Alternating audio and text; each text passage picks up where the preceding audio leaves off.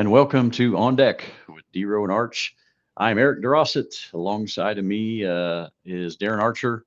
Good to see you, Darren. Again, a busy time of year in terms of sports, and you and I sort of cover national and college sports, but high school has taken off now as well. High school football playoffs in Missouri, full swing. Be week 2 of districts this week. So essentially semifinal action there.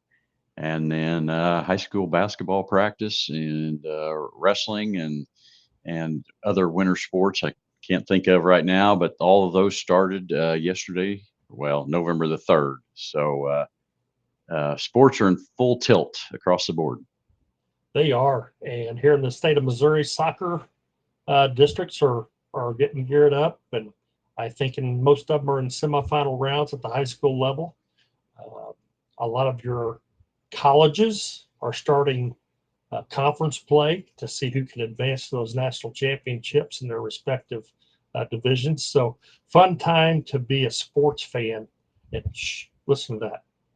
You hear all those basketballs bouncing around the state. That's Yeah, a beautiful noise. That's a beautiful it, noise. We it love it. is. Our day jobs just got a little busier, respectively, right? Yes, they did. For sure. Hey, let's jump into some Division One college football. Ohio State and Indiana remain at the top of every poll that I've seen. They are taking care of business every week, it seems, and convincingly so. So, it appears that everybody's chasing those two, at least on paper. Whether that's true or not, time will tell. Um, as we sort of look towards this weekend, a big one for Mizzou.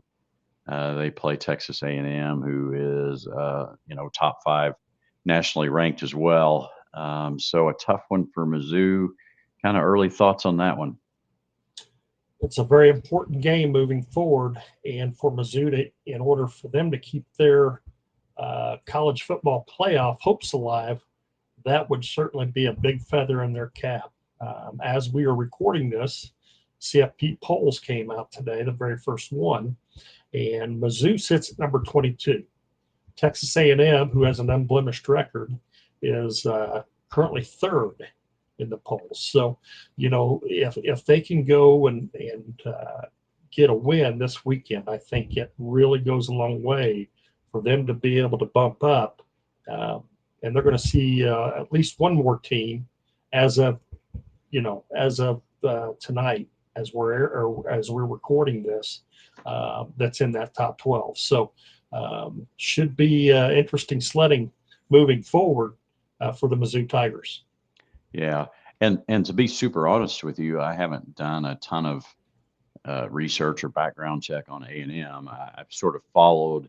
Hey, yeah, they're still winning, but to sort of break them down and see what kind of team they are and what they like to do, I don't know much about them.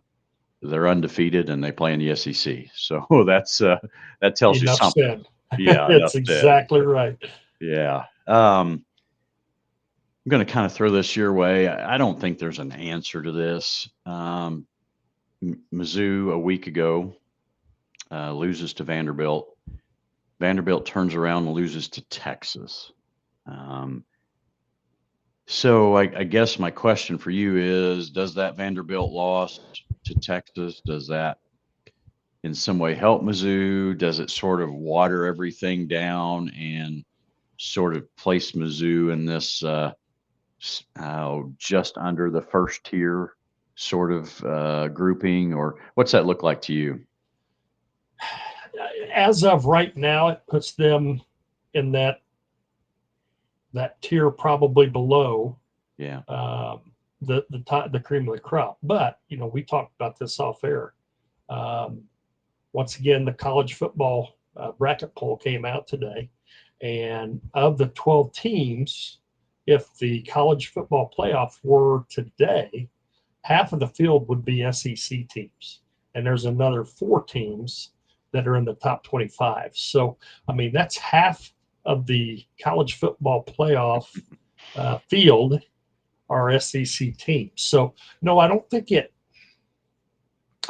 waters it down any.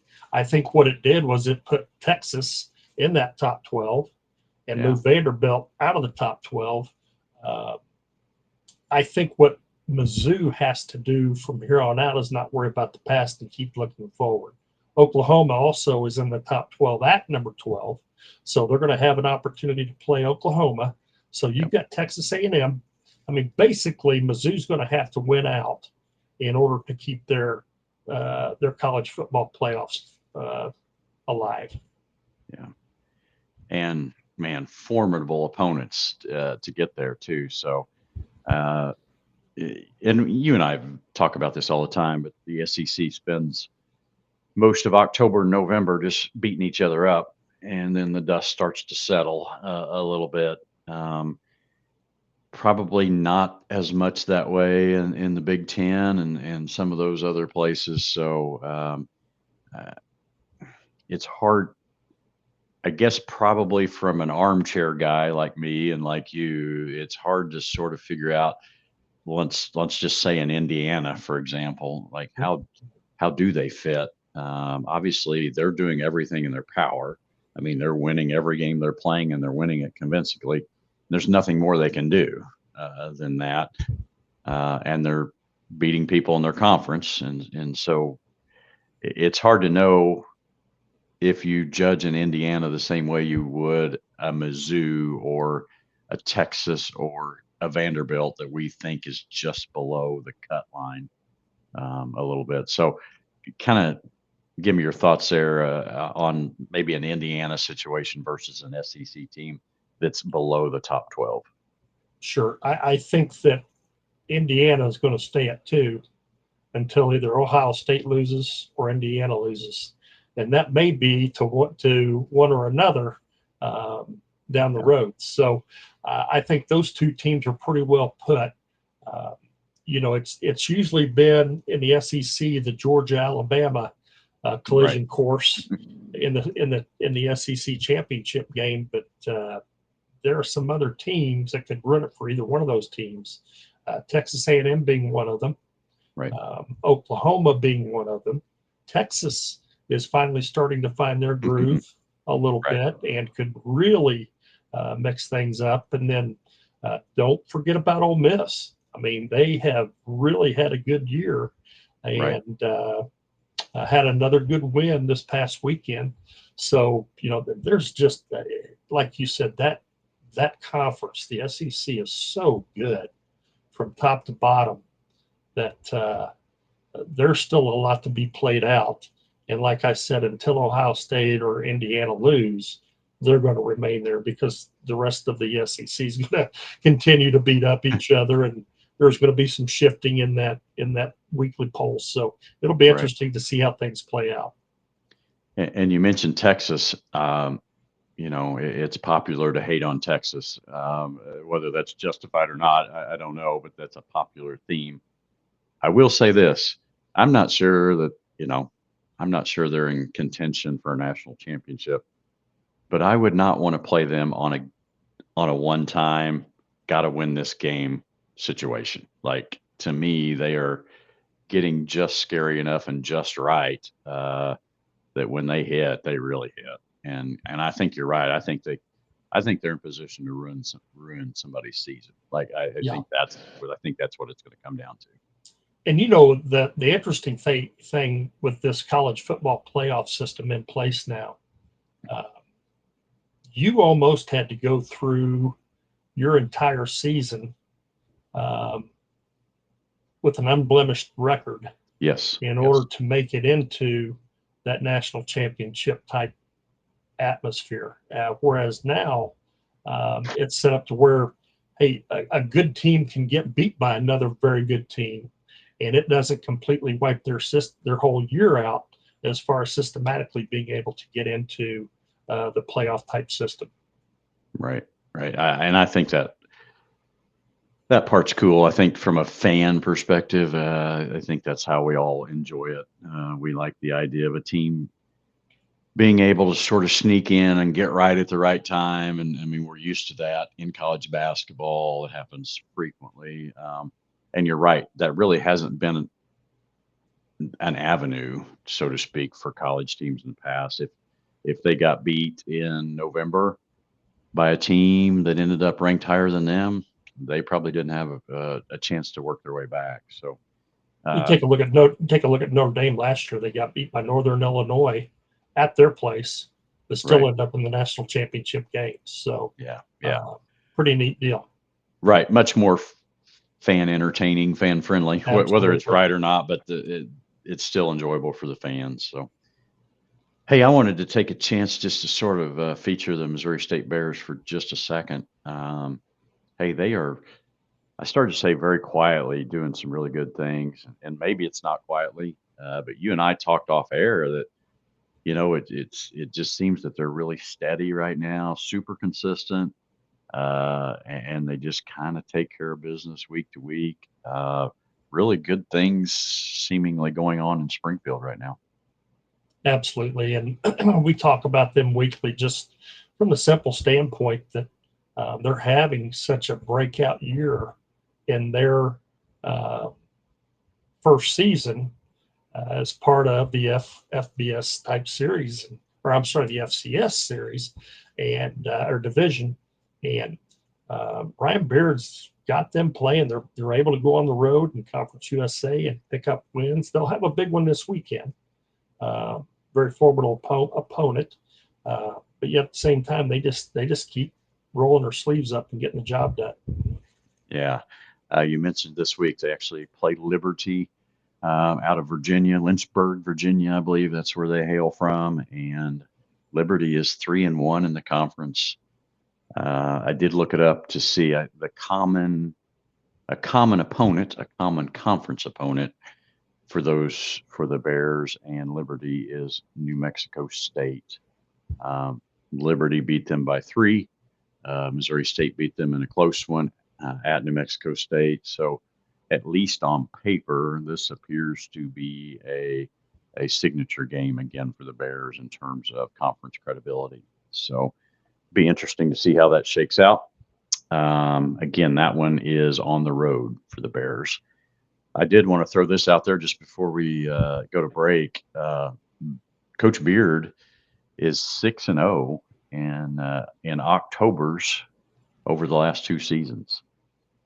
So That's a pretty good record. yeah, it's pretty good, and I think it just proves that they're kind of getting right at the right time a little bit. So just in general, a shout out to the Missouri State Bears and their staff, and administrative staff, and so on for really transitioning really, really well and playing in the Conference USA. So with that, I think I'm going to send us off to break.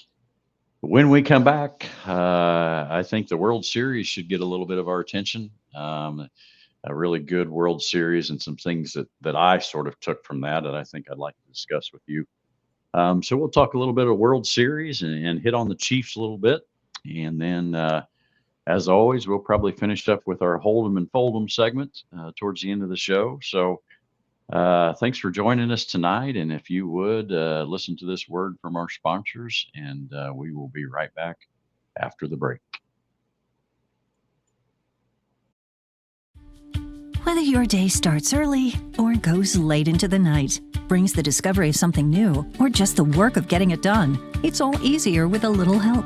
At Great Southern Bank, we understand the importance of having a trusted, reliable support team who can offer you helpful resources and smart options to make the most of what you have and build on it, with possibilities that inspire you to keep going. Find your support team at GreatSouthernBank.com. Great Southern Bank, understanding what really matters. There's a reason Chevy is called the heartbeat of America.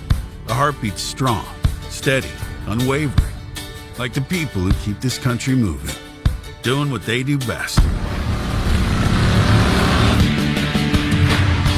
Helping neighbors, pitching in, getting it done. For them, only America's most dependable truck will do. And every Chevy truck, like every Chevy driver, dependability comes standard. Things are a little tight for Terrence right now. But they won't be for long, because Central Bank makes it easier for customers like Terrence to dream bigger. More room would be nice. With mortgage solutions that can open the door to more space That's what I'm talking about. for his growing family. Growing family? Honey, guess what? You got this, buddy. And welcome back. This is segment 2 of On Deck with DeRo and Arch. If you missed the first segment, please go back and check that out. We talked quite a bit of college football. We certainly didn't get it solved. It's a little muddy at the Division I level right now, but we wouldn't want it any other way, I don't think. We're going to talk a little World Series. First of all, let me just say that I thoroughly enjoyed the World Series. I heard probably more casual sports fans talk about the World Series than I had in a long time. So I thought that was good to hear. I would guess that speeding up the pace of play perhaps has something to do with that, the pitch clock and so on. So give me your thoughts. First of all, World Series just in general, and then do you think it's maybe swinging back to some more popularity than what it has been in the past few years? The World Series itself was fantastic. Yeah. One of the better ones I can remember in recent years, and even looking back. I mean, obviously, there's a lot of fantastic World Series that went 7 games, and I can think of one in particular back in about the year 2015, 16, around in there, maybe. Yeah. No. Yeah. I'm sure you can. Yeah, but no, I thought it was a great series. Could have gone either way in several of the games, which I think we were a little surprised, or I was a little surprised by. Yes. The Dodgers starters showed a little kink in the armor at times, and we had kind of talked about in the past, if Toronto could get to the bullpen and get to them fairly early, they were going to have a fighter's chance, a puncher's chance at being able to get some wins. And I think that's exactly what they did. They played small ball at times and just moved base runners one batter at a time, and paid off for them. And but overall, I thought it was a great series. As far as the fan base, I do think that MLB is putting out a good product right now. The games are a little more condensed. There's a lot of interesting storylines within each of the game. I think the international flavor, and not just down in the southern part of the Atlantic Ocean, from that point, it's Right. really become, you got the country of Japan hinging on every pitch probably throughout this World Series for several reasons. But I think there's a lot of positives going on for Major League Baseball right now. The real question is, will that be able to continue in the foreseeable near future? Yeah. There's a lot to sort out there. Obviously, money is at the center of it, and that's money's at the center of a lot of things, not just sports. Let me ask you this, DeRo. Does MLB? I mean, the players' union has pretty well spoken out against this, Right. but does MLB try to instate a salary cap? Yeah, I don't know what that looks like. I think, and I don't know. I just don't know how pivotal that's going to be for both sides. Is that a hill that one side will die on or not die on? I think the fans crying out for that is probably more powerful than maybe what's going on internally. I feel like more than ever, I heard more complaints about well, it's just the Dodgers being the Dodgers, or it's just the Yankees being the Yankees, and so I do think the fans might have a stronger voice in that than what's been in the past. I do look for them to be creative and maybe not have it be a salary cap per se, but put some restrictions on it somehow. Um, I personally, and hey, I'm a small market guy because my team's a small market team. Um, the Cardinals, in essence, are a small market team when it comes right down to it. So our local base, Kansas City, is a small market team. Um, I mean, I think a salary cap gives us a better chance. I do worry about those teams.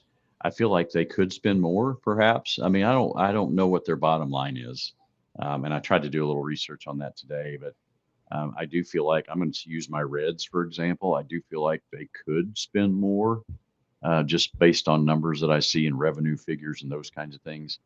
Um, so I almost feel like if there was a salary cap in place, and this is the irony of it, it might actually yes, I think Dodgers and Yankees spend less, but I think some of your small market teams are actually going to have to raise their payroll uh, to get up to code, so to speak. So I think that part is just as interesting to me as the Yankees Dodgers side of it. I would be very interested to see what that quote unquote number is on a salary cap, and then see what the Reds, Royals, Indians, what those teams actually pay. It might actually force some of those teams to spend more. Yeah, I agree. And um, Major League Baseball Players Association is obviously dead set against it, Right. and any type of what is the answer in Yeah. your opinion?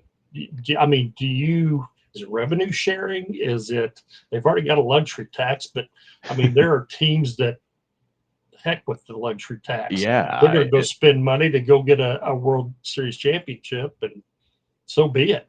Taxes. We're still making more money by being in the World Series and winning the thing than what you're Right. taxing us. So And I do like this idea of some creative contracts that they've gotten, to now where they're oh yeah, deferring money, and I think that's a cool part of it. And you and I were not smart enough to understand exactly all of that. But I I do think the fans are tired of it. And so more than ever. And so it's to me the interesting part is, will both sides set their pride down just a little bit in order to listen to the fans and sort of come to a mutual consensus. For me, I'm not as tired of it. I don't think as a lot of fans, just because I'm used to my Reds not being very good, and hey, I'm still a fan, and they're still my team, and I'm going to watch them from the beginning to the end. But specific to your question, I don't know what the answer is. yeah. I don't know, and there's a lot of lawyers and people that are way smarter than you and I involved in all that. But if I could say one thing to both sides, I would say, hey, listen to the people a little bit. That they're ready for something different, and I think I do think the popularity has swung back just a little bit. So this is a good time to say, hey, they could publicly come out and say, hey, we listened to you, the fans, and you guys were saying, hey, we need some sort of leveled out playing field financially. Here's what we're asking of you as fans. If they would come out and come to a middle ground and then sort of say that, I think that would go a long way. I agree. And an interesting point. Uh, Dave Roberts heading into the World Series, the manager of the Los Angeles Dodgers, was asked about that. He was asked, "Hey, your payroll's higher than anybody else's in baseball," and his response to that, when they were asking, "Does that taint what you guys are doing?" and he said, "Absolutely not. You'd have to go talk to the other owners and general managers on why they're not spending that kind of money." Yeah. Makes Which perfect kind of sense. Yeah, which kind of goes back to my point about a salary cap may actually force some of those teams to spend more, which is Yeah, a completely interesting dynamic to all that. yeah, So, absolutely. again, great World Series, super competitive. I thought the Blue Jays met every challenge along the way. I thought they were the clear underdog. Um, and I mean, they played pitch for pitch, inning for inning until the very last, and matched the Dodgers. So, really good World Series. Both those teams deserve a lot of credit. Managerially, I was super impressed with both sides. Yes. Yes, absolutely. And you think about three of the four losses that Toronto had. One was Bo Bichette thinking that the batter was Yeah. awarded Yep. first base on a walk and was actually thrown out, and that would have been the winning run in regulation. Stuck ball underneath the padding, Yep. ended up costing Toronto a win. And then IKF, Isaiah Kiner Right. Falefa, is out by a mere inch at home Yes. plate on that force out at home. And all of a sudden you're talking about Toronto being World Series champions and not LA. So Yeah. just a great series all the way around. Yep. I'm going to mention this really quick. The situation at third base, he got a lot of criticism for not taking a bigger lead or getting a bigger Secondary lead. secondary Right. and all the other Right. kind of things. I'm not a great baseball guy, not a great softball guy, but I've coached some of it in high school and had some really good teams and had some that weren't quite so good. But one thing that we did teach, and coaches that I coached with also taught this, was that essentially your lead should not extend past the position of the third baseman in case of a line drive to him that he can get to the bag before you can and double you off. So, Right. and I went back and watched that 3 or 4 times. And he was sort of in keeping with that traditional rule. That is a kind of a traditional thing in baseball circles. And so, yes, he took some criticism, but I think he played that by the book, so to speak. And I would guess he would probably do it the same way if it happened again. So, yeah, really cool moments there. And Blue Jays, you're right, one break or two, and they're the ones having the parade instead of the Right. Dodgers. So, I'm gonna before I shift out of baseball, I'm gonna mention this really quick. I thought this was a cool story. I saw a little thing about Babe Ruth.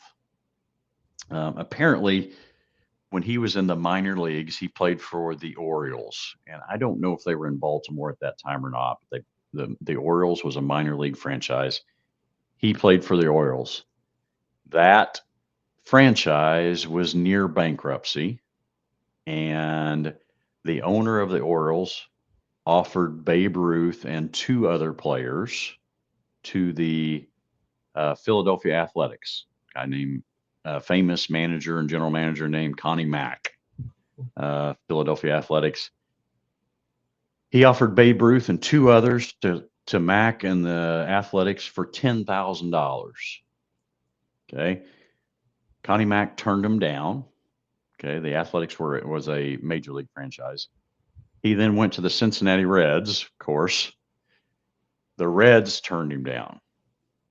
Okay, and then about 2 months later, he actually sold Babe Ruth and these 2 other guys to the Boston Red Sox for $25,000, and that got his franchise out of bankruptcy, and they were able to continue on. Then, obviously, down the road, about 3 or 4 years later, the Red Sox traded Babe Ruth to the Yankees, and as they say, the rest is history. When you're talking about trading Babe Ruth for $10,000, that's kind of hard to fathom in our day and time. Yes, it is, and that's big bucks back in the day. For sure, for sure. But anyway, I thought that was a cool story. Just thought I'd throw that your way.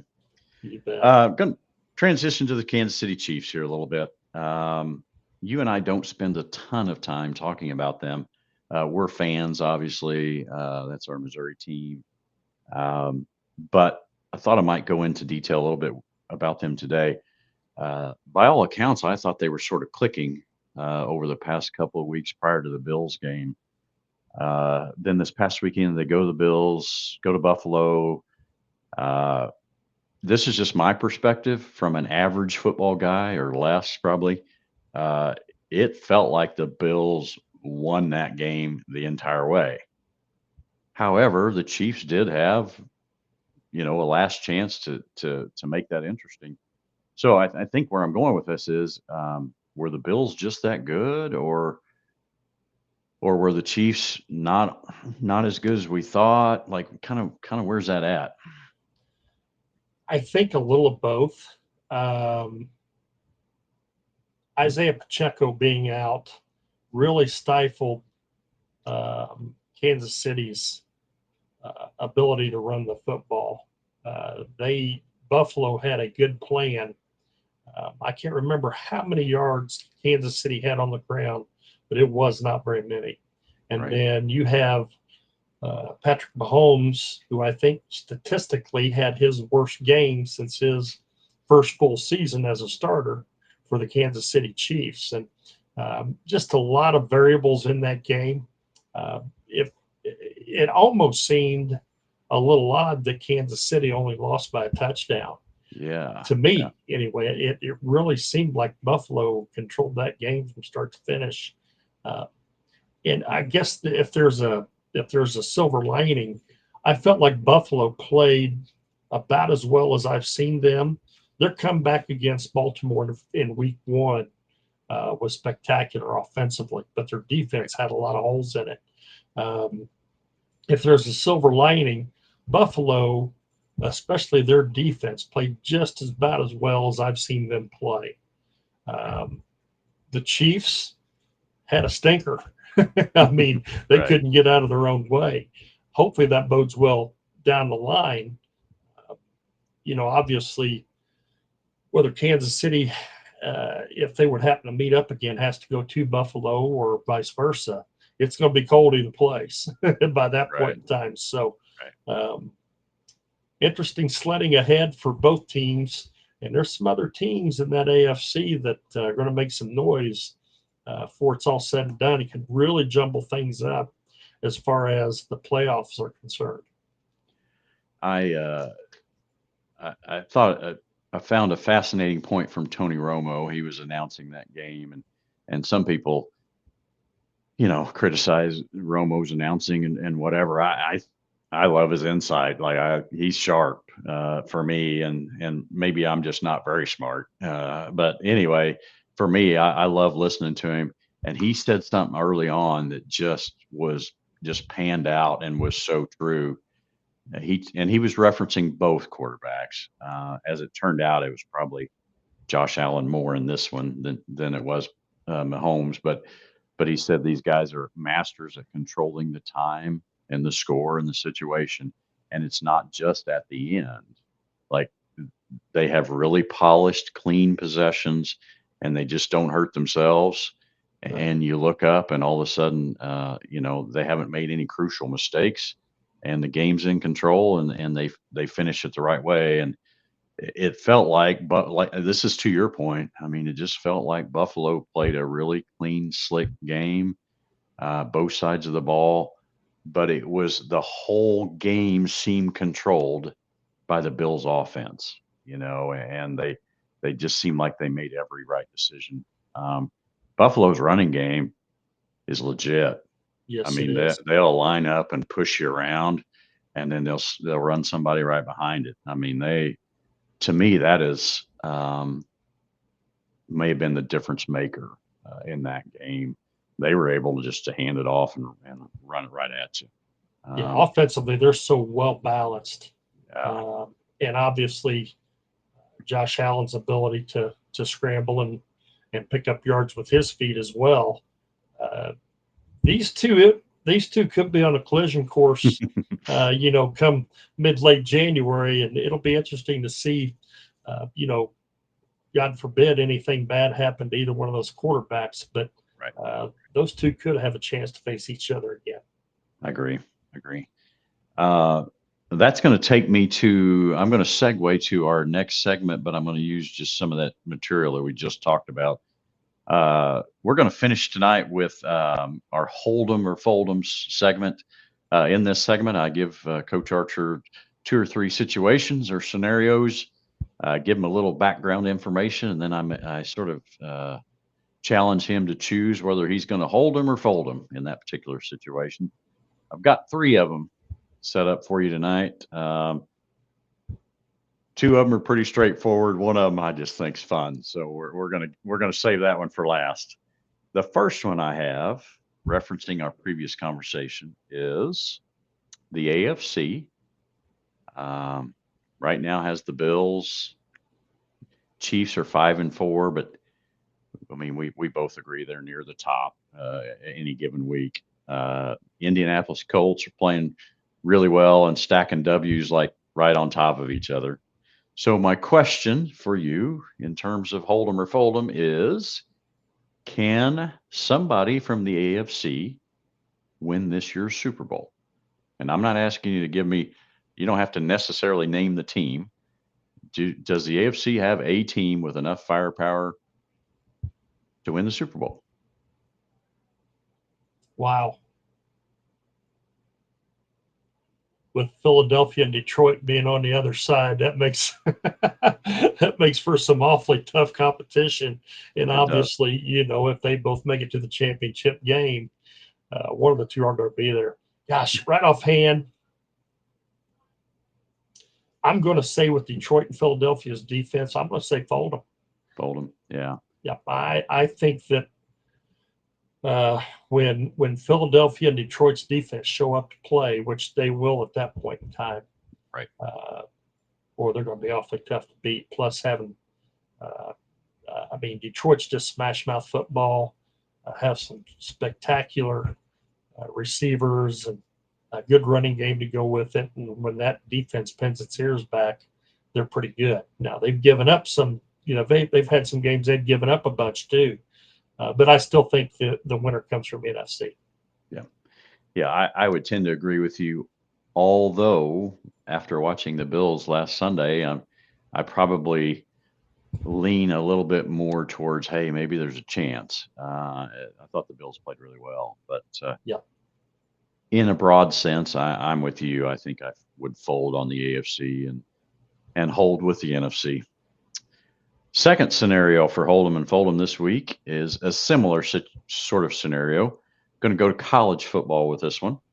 And the Hold'em or Fold'em on this one is, does the SEC have a team that is capable of winning the whole thing? Is there a strong enough? And I think we would both agree that the SEC doesn't have that one just dominant team, maybe that we're used to ish. Maybe a little more parity or whatever. So I'm throwing that your way. Obviously, they're well represented in the polls, and I think you've alluded to that already on the show, and you might even touch on that again. But does the national champion come from the SEC? Hold them or fold them? I'm going to say hold them. Yeah. If, like we talked about earlier, if the college football playoffs began tonight, half the field would be from the SEC. So, percentages say yes. Yeah. I think by the time people aren't going to like to hear this, but I think Alabama is probably that team. Yeah. The way they're playing right now, they do have that one blemish from the very first game against Florida State, but I think they're playing awfully good football right now. Their quarterback is playing some fantastic football. The running game that they have and that defense, they're starting to find their groove, and that's going to be an awfully tough out in the SEC championship game, and that's going to be a tough out for anybody in the college football playoffs. Yeah. And I think Alabama survived the, hey, this isn't Nick Saban's football staff crisis, right? I mean, I think I think there was some unknowns there, new staff, and they lost a time or two, and people got nervous. But hey, they have righted the ship quickly and quietly. I feel like that's kind of been quiet. And so I'm with you. I think Alabama is poised perhaps to be the team that comes out of the SEC with the best chance to do that. So Yeah, and I'm telling you right now, my sleeper is Ole Miss. yeah, I just think when they're playing well, they are awfully tough to beat. I agree.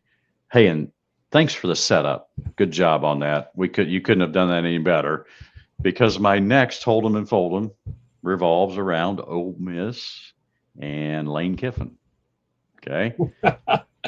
Here's here's where this goes. Fold them. Does Coach Kiffin stay at Ole Miss next year? Is he at Ole Miss next football season? Hold him or fold him. And there's about a million coaching openings out there, and a million more to come. So he's going to be offered every conceivable combination of package that you can imagine. Yeah, I'd fold him. I think he's going to get a lot of money thrown his way. Yeah. From a myriad of teams. Florida, LSU. I think Penn State probably makes a run at him. I think it will be within the SEC, and I think it'll be LSU or Florida. Wow. I think they're going to put a package together for him to go in and try to win a national championship. And yeah, I'm folding. He won't be at Ole Miss next year. Yeah, and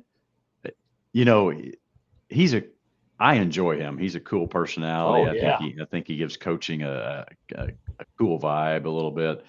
And you mentioned this off air, and it's so true. He's just the kind of guy that would stay there, though, just because he can. Right? I mean, he would stay there just to mess with people a little bit. Right. I mean, I could see him going into an interview saying, "I'm not going to either one of those places. We beat their butts this year. Why would I want to go?" That's just kind of the way he is. Yeah, and he's a cool guy in that sense. Obviously, I don't know a lot about him, and he can coach some football. I mean, let's just put that out there. And there's a reason LSU wants him, and there's a reason Florida wants him, because the guy can coach and he can get players, and he's got a great eye for talent and so on. So I'm with you. I'm folding on him being at Ole Miss. I would love for him to stay just because I think it's a cool vibe. But I think the package and hey, I think it's more than just money. I mean, I think there's going to be other caveats in that salary package that you and I will never know about. That are convincing features to make him come there. So, yeah, good stuff. DeRo, what's up? I've got to hold him and fold him for you, buddy. We're going to have a bonus round of hold him or fold him. All right. Hugh Freeze from Auburn, right? Got his pink slip this past weekend. Hold him or fold him. By the end of the college football games this weekend, will another major program get rid of its coach? Hold him or fold him? I'm going to hold him. I think there's another one or two coming. And I think it's a trend the trend is, and the precedent is there, right? And it becomes, I don't want to say easy, but hey, so-and-so did it and so-and-so did it. Why can't we? I think there's another big name or two by the end of the weekend. Whether it's right or wrong, it does just create more sort of confusion. I think the NIL is already a confusing piece. You can't build programs the same way, and maybe you can build them. It's just not the way I want them built. So maybe it's just a personal problem. And then coaches, I mean, they literally don't know week to week, whether they're coming back or not. Clemson right now seems like they're teetering a little bit, and even he knows that, right? Even Dabo knows that, right. That he's feeling the pressure. So it just seems college football just seems super chaotic right now. It is, and it's almost as if the booster club members and the fans themselves have more of a voice in making sure that gets done than say what the AD does. I think the ADs are succumbing to the pressure of the boosters and fan base. Yeah, I mean, I don't think ADs and college presidents are hiring and firing coaches right now. I mean, I just No. I just don't think those guys are doing it, which is a weird concept. But yeah, I'm holding on another one going down, and it would not surprise me if it didn't come from Clemson. Right. Might be right, might be wrong, but seems a little unsteady there right now. So appreciate you throwing that my way. What about you? Yeah, I'm with you. I'm holding. I think the axe will fall for somebody, and somebody's going to make more money being fired than what they were coaching. Yeah, they might be happy to be out of it. So exactly, they're doing some poor coach a favor, aren't they? Yeah, they are for sure. For sure. All right. Well, it's been good visiting with you about some sports. We kept it mostly on the national level this week, so we'll try to fill you in with a few local details maybe next week. You and I our day jobs have kind of picked up, so we're kind of spread thin this week, but hopefully next week we can kind of get back to some in-state Missouri highlights for you guys. Darren, it's been good visiting with you. You bet. It's been fun as always. Yeah, for sure. Hey, you, the viewer, we appreciate you joining us and supporting us, and our sponsors alike. If you get a chance, tell those around you. If you do watch our show regularly, please share that with the people around you and encourage them to view us as well and follow us on the appropriate social media outlets. We'd love to have more input and love to hear more from you, the viewer, on our show and what you enjoy about it and things that we can feature. So with that being said, Darren, I'm going to sign us off for tonight. Viewers, thanks for joining us, and we will see you next time on Deck with DeRo and Arch. This has been a presentation of the Missouri Sports Network. Thank you for tuning in.